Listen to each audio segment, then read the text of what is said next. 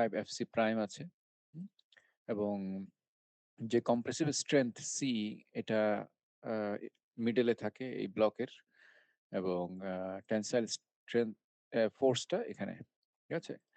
এবং এই rectangular stress ব্লকের ডেপথটা আমরা বের করতে পারি এই ফর্মুলা থেকে, যেখানে স্টিলের এরিয়া, তারপর হচ্ছে স্টিলের ইল্ড স্ট্রেংথ, কংক্রিটের কম্প্রেসিভ স্ট্রেংথ এবং বিমের উইথ, এই যে বি, এটা যদি আমরা জানি তাহলে ইকুইভ্যালেন্ট স্ট্রেস ব্লকের ডেপথ আমরা ক্যালকুলেট করতে পারবো, ঠিক আছে। আচ্ছা, এখন এখানে যে তোমার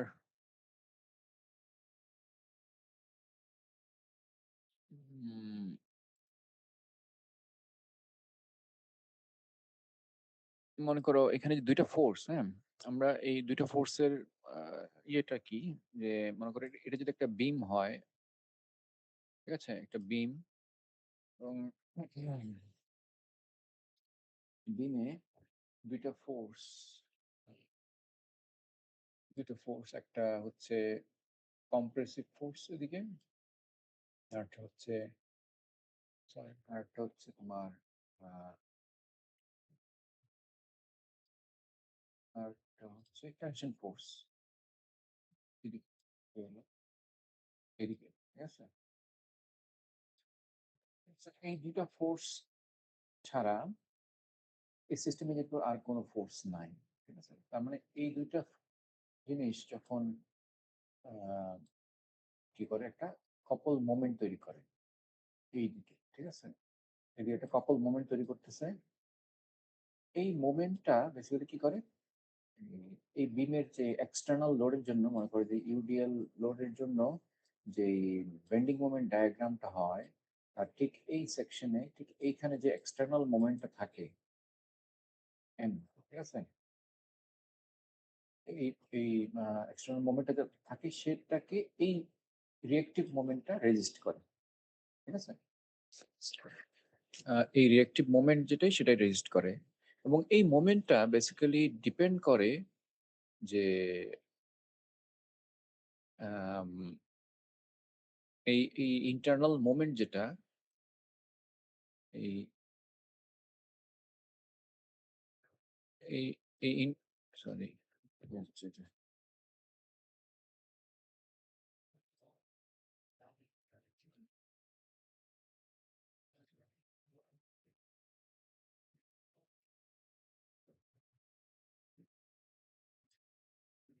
এই মোমেন্টটা ক্যালকুলেট করা যায় হচ্ছে তোমার সেকশনের যে সাইজ এবং ম্যাটেরিয়ালের যে স্ট্রেংথ এবং কোয়ান্টিটি, সেগুলো থেকে এই মোমেন্টটা আসে। তো এই মোমেন্টটা বাইরের এক্সটার্নাল মোমেন্টকে রেজিস্ট করে, যেহেতু এই সেকশনের সাথে রিলেটেড, এই ইন্টারনাল মোমেন্টটা এই সেকশনের প্রপার্টির সাথে রিলেটেড, তার মানে একটা নির্দিষ্ট প্রপার্টির বা নির্দিষ্ট স্ট্রেংথের কংক্রিট, নির্দিষ্ট ইল্ড স্ট্রেংথের স্টিল, এবং তাদের নির্দিষ্ট পরিমাণের উপরে এই মোমেন্টটা ডিপেন্ড করে। এবং ওই একটা গিভেন সেকশনের যে আলটিমেট ম্যাক্সিমাম মোমেন্ট কত দিতে পারে আসলে, সেটাই হচ্ছে এটা। হ্যাঁ, তার মানে ওই সেকশনের একটা ক্যাপাসিটি বলা যায়, ওই সেকশনের একটা মোমেন্ট ক্যাপাসিটি বা ডিজাইন মোমেন্ট ক্যাপাসিটি বা স্ট্রেংথ, যেটা এক্সটার্নাল মোমেন্টকে ইয়ে করে। তো এখন আম, এই মোমেন্টটা তোমার যে ইন্টারনাল যে কপল মোমেন্ট, হ্যাঁ, এটাকে ডিজাইন মোমেন্ট বা নমিনাল মোমেন্টও বলে। তো সেটা বের করতে হয় হচ্ছে এই ফর্মুলা দিয়ে, ঠিক আছে। তো এই ফর্মুলা দিয়ে বের করতে হয়, যেখানে দেখো, যেটা বলছিলাম যে স্টিলের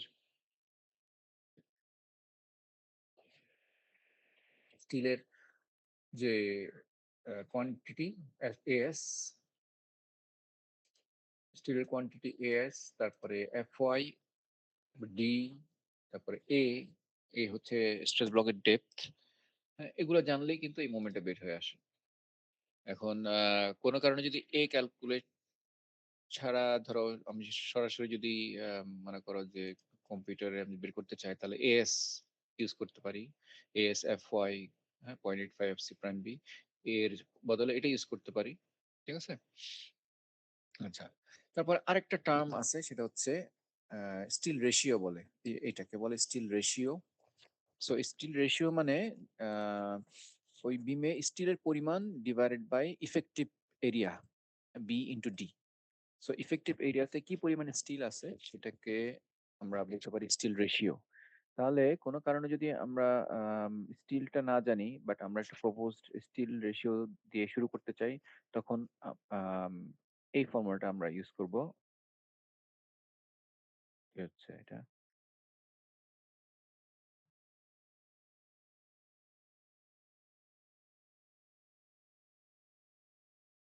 এই ফর্মুলাটা আমরা ইউজ করব যদি রো দিয়ে ইউজ করতে চাই, স্টিল রেশিও দিয়ে। ঠিক আছে? সো এখানে রো এর ভ্যালু গুলো আছে। ওকে। আরেকটা জায়গায় আমাদের ব্যালেন্স স্টিল রেশিওটা দরকার হয়, রো বি। রো বি বের করা যায় হচ্ছে এই ফর্মুলা দিয়ে। এখানে কি লাগে?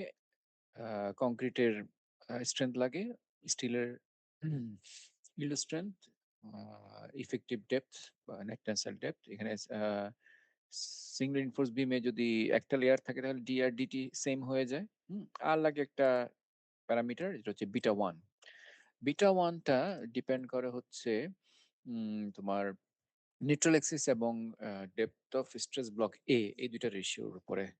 এবং এটা যদি 4000 পিএসআই কংক্রিটের স্ট্রেংথ হয় তাহলে বিটা ওয়ানের ভ্যালু হয় 0.85। এটা ডিটেইল টেবিল ডেটা তোমার নিলসনের বইয়ে দেওয়া আছে যে কোন স্ট্রেংথের জন্য বিটা ওয়ান কত হবে। তাহলে সেই প্যারামিটার যদি আমরা বসাই দিই, সো আমরা একটা ব্যালেন্স স্টিল রেশিও পেয়ে যাব। সো এই ব্যালেন্স স্টিল রেশিও কোনটা? যেটা যে পরিমাণ স্টিল আমরা দিলে পরে এই কংক্রিট এবং স্টিল একই সাথে ফেইল করবে, সেই স্টিল আমরা বের করতে পারবো এটা থেকে। হ্যাঁ। আচ্ছা, এখানে যতগুলো ফর্মুলা দেখাচ্ছি বেসিক্যালি এগুলো তোমাদের কিন্তু মুখস্থ করতে হবে না। ঠিক আছে? এগুলো পরীক্ষা থাকলে পরীক্ষার সাথে দিয়ে দেওয়া থাকে। সো তোমাদের মুখস্থ করার বা অন্য কোনো ভাবে নিয়ে যাওয়ার কোনো দরকার নেই। Okay? আচ্ছা। আরেকটা হচ্ছে upper limit of steel percentage. এটা কি? এটা বেসিক্যালি ধর একটা বিম সেকশনে আমরা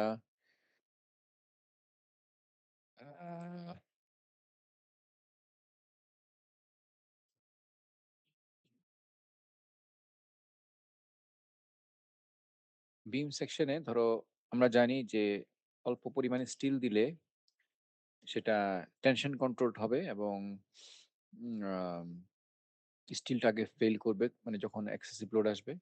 আমরা যদি আস্তে আস্তে রড বাড়াতে থাকি তাহলে একটা সময়ে কিন্তু সেটা আর টেনশন কন্ট্রোল থাকবে না, তাই না? কারণ সেগুলো কেমন তো বুঝতেছি না।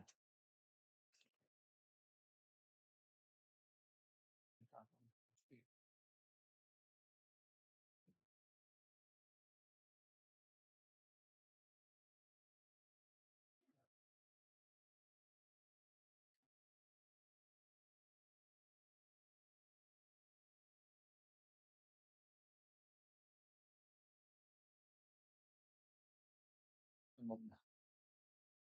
দেখো এখানে যদি আমরা যদি এস এর পরিমাণটা যদি বাড়াতে থাকি,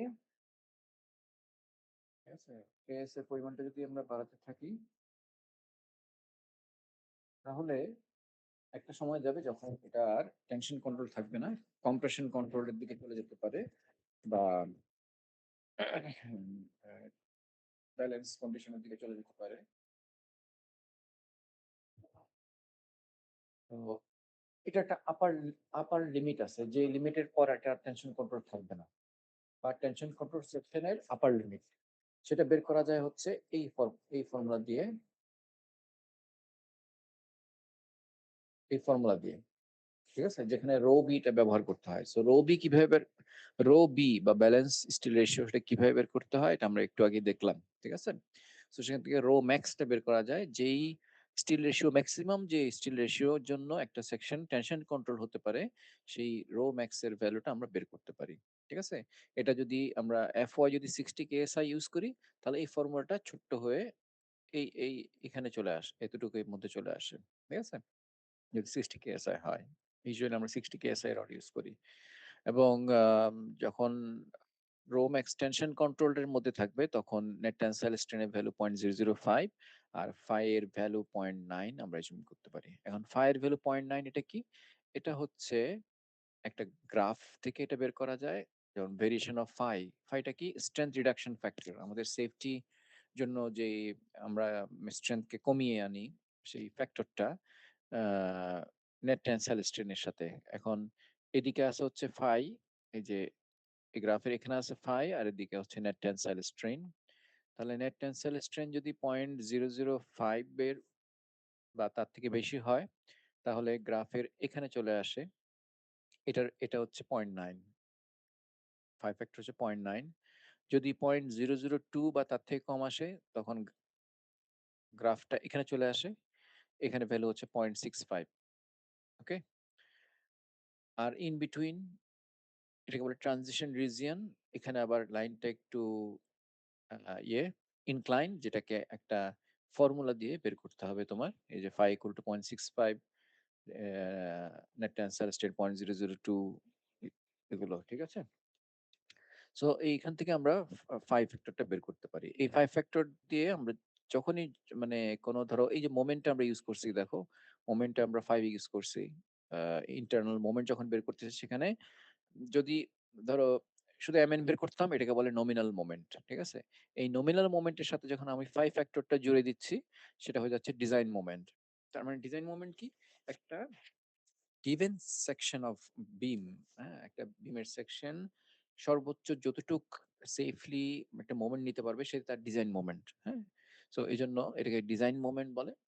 ফাইভ ফ্যাক্টর দিয়ে মাল্টিপ্লাই করে দিলে যেটা হয় আর কি। ঠিক আছে? আচ্ছা, আপার লিমিট। সো এখন আমরা দেখো এ পর্যন্ত যা ডিসকাস করলাম, সেটা বেস করে যদি আমরা একটা এক্সাম্পল দেখি। দেখো এখানে কি আছে যে ক্যালকুলেট একটা, আচ্ছা এখানে একটা সেকশন দেওয়া আছে।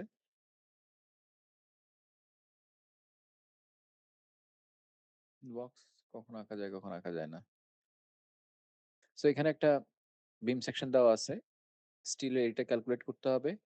এখানে বি হচ্ছে 16 ইঞ্চি, ডি হচ্ছে 25.5 ইঞ্চ। হ্যাঁ, সো প্রথমে ক্যালকুলেট করতে হবে ব্যালেন্স স্টিল রিনফোর্সমেন্ট, ASB। তারপরে ক্যালকুলেট করতে হবে maximum reinforcement area allowed by ACI code for tension control section and in the transition region. তারপরে third, position of the neutral axis and the depth of equivalent compressive stress block for tension control section, যেখানে ম্যাটেরিয়ালের property গুলো বলে দেওয়া আছে। ওকে, তাহলে আমরা solution যদি দেখি, আমরা প্রথমে বের করে নিচ্ছি রো বি। ঠিক আছে? Balance steel ratio. So balance steel ratio একটু আগে যে ফর্মুলা দেখলাম, সেই ফর্মুলায় আমাদের এইসব প্রপার্টি গুলো যদি বসাই দেই, বিটা ওয়ান এর ভ্যালু 0.85, তাহলে রো বি এর ভ্যালু পাচ্ছি আমরা 0.0285। ঠিক আছে? এবং area of the steel reinforcement, তাহলে যেহেতু rho equal to AS by BD, আমি আগেই বলছি, তাহলে এএস টা ওখান থেকে বের করা যাবে রো বিডি থেকে। তাহলে রো, এই যে রো বি ইন্টু ডি, তাহলে আমরা পাচ্ছি 11.63 ইঞ্চি স্কোয়ার। তার মানে ওই বিম সেকশনে এখানে এই জায়গায়, এই যে এখানে যদি আমরা 11.63 ইঞ্চি স্কোয়ার অফ স্টিল প্রোভাইড করি, তাহলে এই সেকশনটা ব্যালেন্স সেকশন হবে। তার মানে এক্সেসিভ লোড যখন এটার উপর আসবে, তখন কংক্রিট এবং স্টিল একই সাথে ফেল করবে। ওকে, তারপরে সেকেন্ড কোয়েশ্চেন, যে টেনশন কন্ট্রোল সেকশনের জন্য ম্যাক্সিমাম স্টিল কি হবে। তো এটার জন্য রোম্যাক্সটা বের করতে হবে আমাদের। সো রোম্যাক্সের যে ফর্মুলা, সেটা আমরা যদি ইউজ করি, তাহলে আমরা রোম্যাক্স এর ভ্যালু পাচ্ছি 0.01806। তারপর রো থেকে আমরা এএস বের করতে পারি। এএস হচ্ছে রো বিডি, তাহলে rho into B into D, তাহলে এখানে পাচ্ছি 7.37 inch square. So 7.37 inch square steel যদি দেই তাহলে সেটা টেনশন কন্ট্রোল হবে, এবং আমাদের টেনশন কন্ট্রোলডে আমরা জানি যে 5 ফ্যাক্টর হচ্ছে 0.9 হয়। ঠিক আছে, আচ্ছা। একই সাথে আমাদেরকে ট্রানজিশন রিজিয়নের ম্যাক্সিমাম স্টিল বের করতে বলছে। সো রো ম্যাক্স এর ভ্যালু ট্রানজিশনের জন্য আমরা আমাদের যে আগের ফর্মুলা ছিল সেই ফর্মুলাতে বসায় আমরা এটা পাচ্ছি 0.0206, এবং আম, তাহলে সেখান থেকে এস ক্যালকুলেট করতে পারি 8.41 ইঞ্চি স্কোয়ার। ঠিক আছে, তাহলে আমরা বি, কোশ্চেন বি এর এই দুইটা অ্যান্সার আমরা পেলাম। ঠিক আছে, এখন ফাইনালি থার্ড পার্ট হচ্ছে the depth of equivalent stress block. হ্যাঁ, যখন সেকশনটা টেনশন কন্ট্রোল, তাহলে এ ম্যাক্স আমরা বের করতেছি, maximum for tension control. So S F Y যে ফর্মুলা আছে সেখানে আমরা সবকিছু বসালে আমরা পাচ্ছি 8.13। এখানে কে আবার জয়েন করতে চাচ্ছে?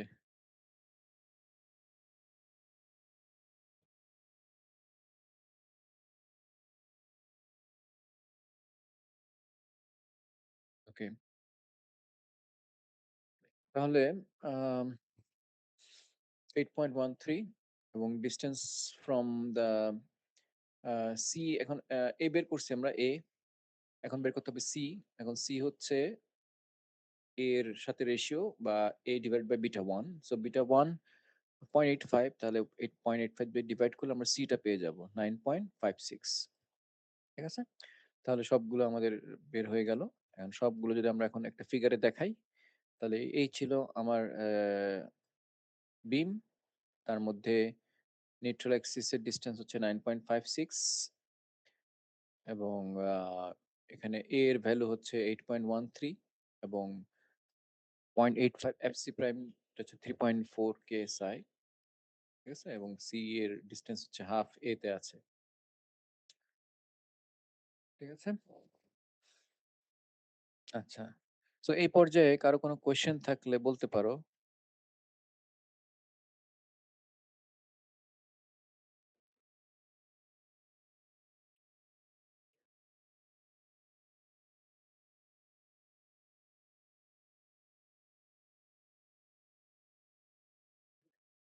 কারো কোনো কোয়েশ্চেন নাই? মানে অ্যাটেন্টিভলি শুনতেছো কিনা তাও তো জানি না, এই জন্য অনলাইনে আসলে আরসিসি কোর্স ঠিকভাবে হয় না। আমি কোয়েশ্চেন করার মতো অনেক বিষয়ে আমি গ্যাপ রেখে দিছি।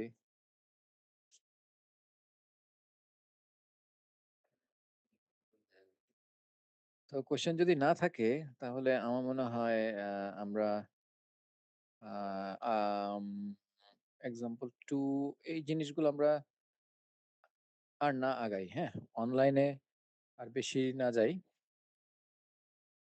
আমরা নেক্সট ক্লাসে বাকি যদি ফিজিক্যাল ক্লাস হয় যখন, তখন তো ডিটেইল আমরা আরো প্র্যাকটিক্যাল এক্সাম্পল গুলো আমরা দেখবো আর কি। ঠিক আছে, সবাই এগ্রি আছো নাকি কন্টিনিউ করব? হ্যাঁ, শুনতে পাচ্ছি না। ফিজিক্যালি ভালো হচ্ছে। হ্যাঁ, নেক্সট উইক থেকে কি ক্লাস হবে স্যার ইনশাআল্লাহ? হ্যাঁ, নেক্সট উইক থেকে হবে। মানে এখন তো আজকে কি বার? সোমবার। তোমাদের একটা ক্লাস ছিল তো বুধবার। বুধবার কয় তারিখ? বলে কিন্তু স্যার অফ ডে স্যার, মানে গভর্নমেন্ট 11 অফ ডে। তারিখ। হ্যাঁ, তো ওটা তো আপনি, ওটা তো ছুটি, ওটা তো হবে না। তারপরে আবার 16 তারিখ থেকে হবে আর কি।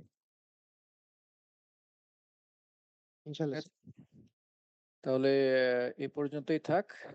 স্যার তোমরা আমার যারা, একটু লেট হয়েছিল স্যার, ওই অ্যাটেন্ডেন্সটা। হ্যাঁ, অ্যাটেন্ডেন্স এখনো নিই নাই, এখন আচ্ছা বলবো। সেটা হচ্ছে তোমরা এখানে 25 জন আছো, সো চ্যাট বক্সে তোমাদের আইডি গুলো একটু লিখে দাও।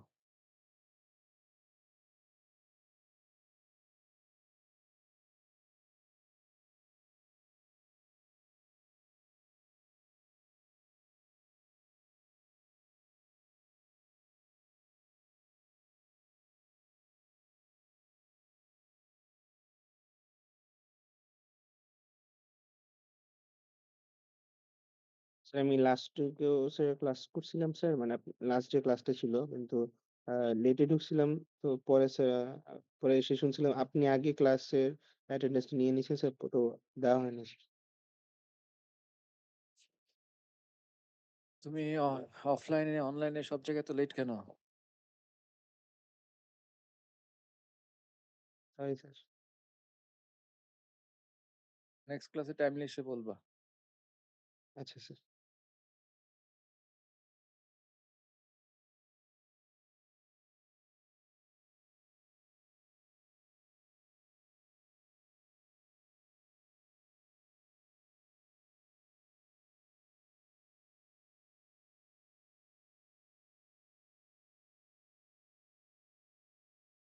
স্যার একটা কোয়েশ্চেন ছিল। হ্যাঁ, ১৯ জনের পেলাম। হ্যাঁ, বলো। স্যার আমি তো স্যার ক্লাসরুমে এড নাই স্যার। আপনি কি স্যার ক্লাসরুমে এড মানে ইনভাইট করছিলেন নাকি স্যার কোনো কোড দিয়েছিলেন স্যার ক্লাসে? না, ইনভাইট পাঠাইছিলাম। স্যার আমি তো মনে হয় একটু লেট করে রেজিস্ট্রেশন করছিলাম। এজন্য স্যার মানে আমার কাছে ইনভাইটটা আসেনি আরকি স্যার। আমার কাছেও আসেনি স্যার। আচ্ছা, এগুলো একটু ফিজিক্যালি দেখা করে বললো, তখন আমি এড করে দেবো। জি স্যার, ধন্যবাদ স্যার। ঠিক আছে।